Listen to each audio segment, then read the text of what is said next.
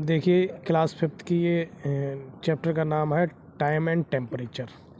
तो 5th class के बच्चे इसको देखेंगे और बड़े अच्छी तरीके से समझेंगे। पूरी कोशिश करेंगे सिंपल वे में समझाने की।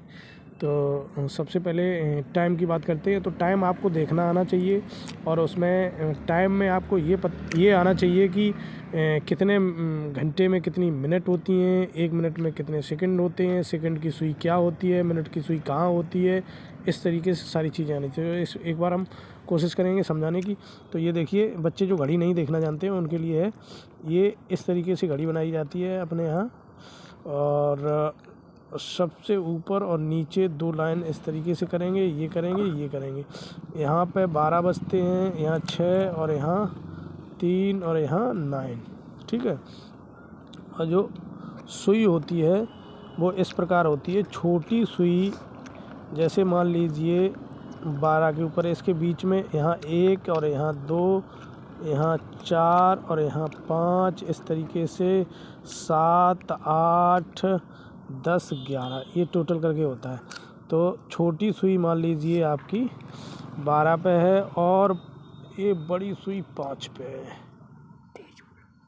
बड़ी सुई 5 पे है तो वो 4 पे है।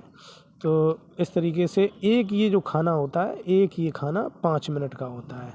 तो 5, 10, 15, 20 और इस तरीके से भी आप 4 में 5 का गुणा कर दो तो ये मिनट निकल आएंगे आपकी, ये 20 मिनट हो गई, ठीक है। तो जो छोटी सुई है जैसे 12 पर है तो हम इसको टाइम लिखेंगे 12:20, ठीक है। इस तरीके से तो घड़ी देखी जाती है। तो आई होप आपको घड़ी देखनी आ गई होगी। तो उसके बाद देखिए, आपको पता होना चाहिए कि एक साल में कितने डेज होते हैं। तो 365 दिन होते हैं। कितने डेज होते हैं? 365 डेज, ठीक है। अब इसमें एक कॉन्सेप्ट होता है लीप ईयर का। तो लीप ईयर जो होती है वो हर 4 साल बाद एक ईयर आती है, उसको लीप ईयर बोलते हैं। जैसे मान लीजिए 2021 है, 2024 है, तो इसमें लीप ईयर कैसे जानेंगे? तो इसको आप 4 से डिवाइड करेंगे। जो भी ईयर 4 से डिवाइड हो जाती है उसको आप क्या कहेंगे? लीप ईयर, ठीक है। ऐसे तो आप लीप ईयर का पता सकते हैं। तो लीप ईयर में क्या होता है? एक दिन बढ़ जाता है, ठीक है, प्लस 1 डे, एक दिन बढ़ जाता है। तो ये हो जाती है 366 डे की कौन? Leap year. अब ये क्यों बढ़ती है वो कॉन्सेप्ट बहुत बड़ा है, ये आपका लेवल का नहीं है। पृथ्वी घूमती है, 24 घंटे होते हैं, उसमें थोड़ा थोड़ा समय बढ़ता है, थोड़ा थोड़ा। तो 4 साल में एक दिन बढ़ पाता है, ठीक है। तो इस तरीके से फ़िलहाल आप इतना ही जानिए। 5th स्टैंडर्ड के बच्चे हो तो 5th स्टैंडर्ड में सिर्फ और सिर्फ इतना ही है। और उसके बाद 1 घंटे में 1 हावर में कितने मिनट होते हैं? तो 60 मिनट होते हैं, ठीक है, 60 मिनट होते हैं, ठीक है। और एक वीक में कितने डेज होते हैं? तो 7 डेज होते हैं। It's okay. और इसमें 1 डे में कितने घंटे होते हैं? तो 24 हावर्स होते हैं। It's okay. और 1 मिनट में कितनी सेकंड होती हैं बेटा? तो इसमें आप 60 सेकंड्स होती हैं, ठीक है। समझ में आ गया बेटा?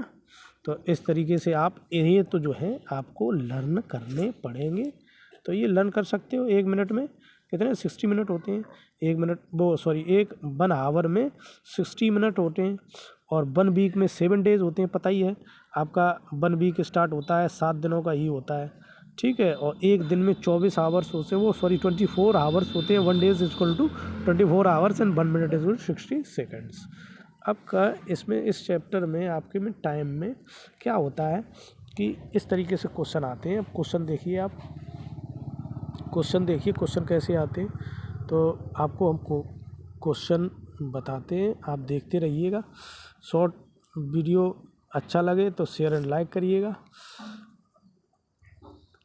Convert 6 day into hours. तो ये 6 दिन को आप किस में चेंज करेंगे? घंटों में चेंज करेंगे।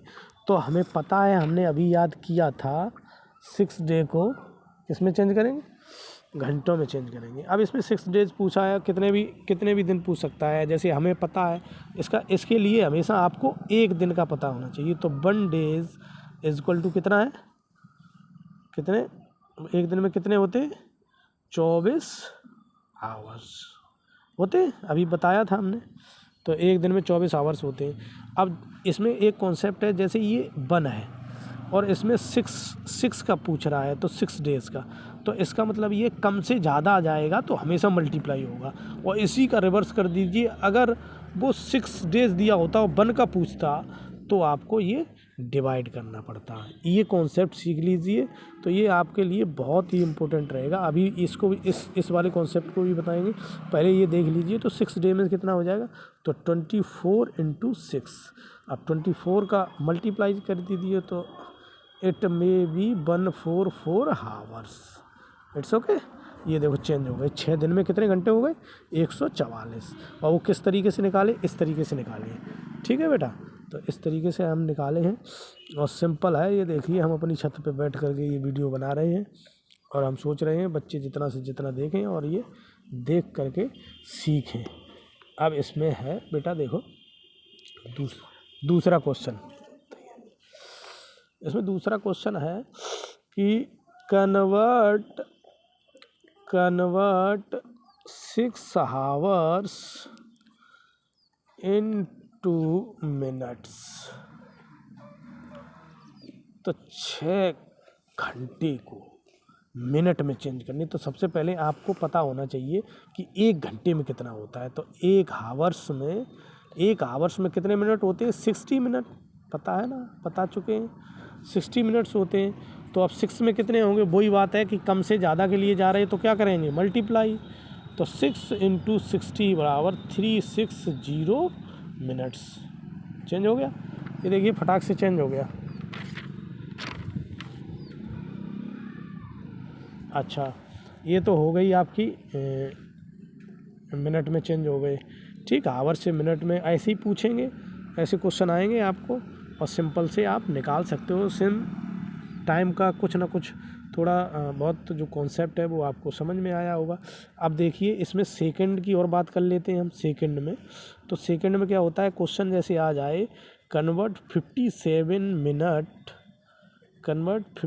मिनट्स और 58 सेकेंड्स इनटू सेकेंड।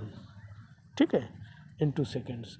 तो 57 मिनट और ये तो सेकंड दी ही हुए हैं, तो सेकंड में चेंज करना, तो इसको चेंज कर देंगे, बाद में इसको ऐड कर देंगे, बस सिंपल सी बात है। तो आप देखेंगे, सबसे पहले देखेंगे 1 मिनट में कितने सेकंड होते हैं? 60 होते हैं, पता है ना, 60 सेकंड। आप देखिए, अब 57 मिनट में देखेंगे तो आप 60 × 57 और प्लस ये इतना 58, तो इसका मल्टीप्लाई कर लीजिए, इसको जोड़ दीजिए। ठीक है, तो ये टोटल आपका 3478 आएगा। It's okay. अब आ जाइए आप, नेक्स्ट जो है वो आपका है कि घंटों को। ठीक है बेटा, हम सोच रहे हैं आपका ज़्यादा समय न लें और जल्दी से जल्दी आपको समझ में आ जाए। नेक्स्ट देखिए, क्वेश्चन आएगा आपका, कन्वर्ट 48 आवर्स इनटू डेज। दिनों में चेंज करना है। किसको? घंटों को दिनों में चेंज करना है। किसको? घंटों को दिनों में।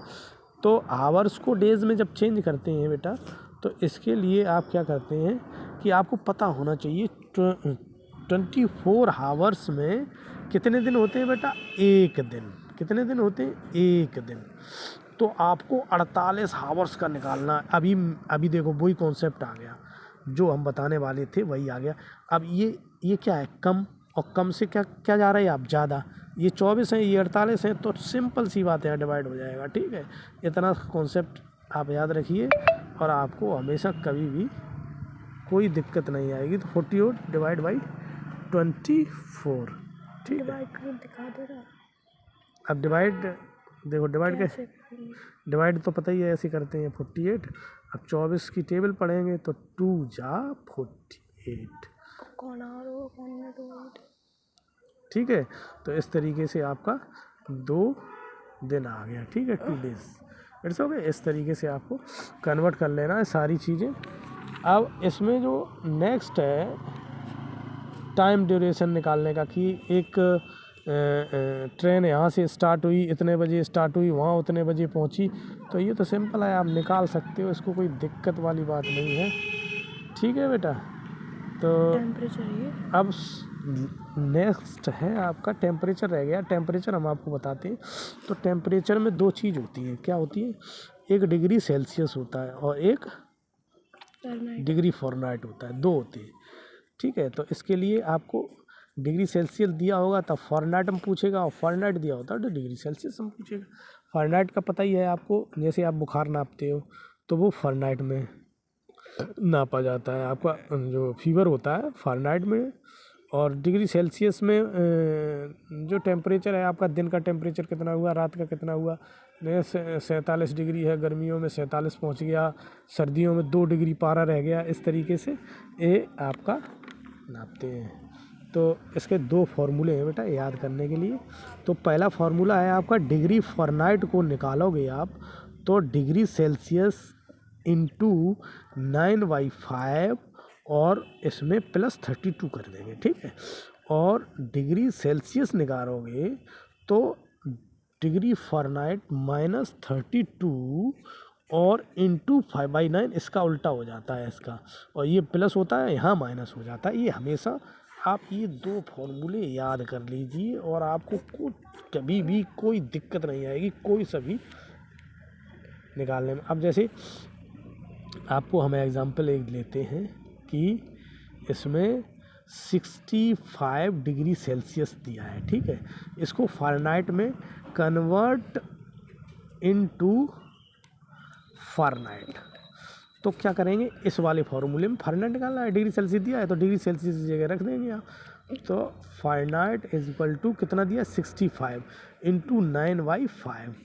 ठीक है, +32। तो ये 5 से इसको क्या कर देंगे, काट देंगे। 5 बन जा 5, 1 बचा 3, और इसका मल्टीप्लाई कर देंगे, कितना हो गया 117 और +32, तो बराबर 149 डिग्री फ़ारेनहाइट। देखो निकल आया, कितनी जल्दी निकला, इसमें कोई टाइम लगा नहीं लगा, बहुत जल्दी निकल आया। अब इसी तरीके से अगर फ़ारेनहाइट में दिया हो तो यहाँ पुट कर देंगे और उसके बाद इसमें माइनस कर देंगे 32। फिर उसके बाद अब जैसे ये है क्वेश्चन, देखो 113 डिग्री फ़ारेनहाइट। अब इसको कन्वर्ट किसना करना है, डिग्री सेल्सियस में। इसमें कन्वर्ट करना है डिग्री सेल्सियस में। अब देखना सिंपल सा आप फार्मूला लगा दो, डिग्री सेल्सियस बराबर डिग्री फ़ारेनहाइट -32 इंटू 5/9। अब इसमें फ़ारेनहाइट की जगह 113 रखो, -32 इंटू 5/9।